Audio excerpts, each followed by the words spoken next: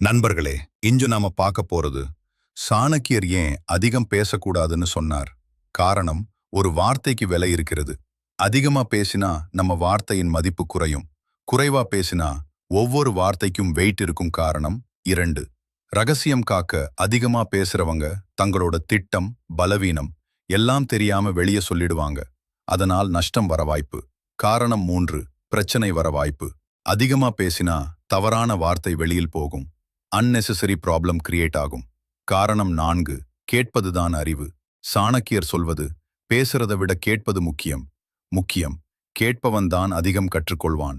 காரணம் 5. Self control. அதிகமா பேசாம இருப்பது நம்ம மனதை கண்ட்ரோல் பண்ணுறது. அது ஒரு பெரிய புத்திசாலித்தனம்.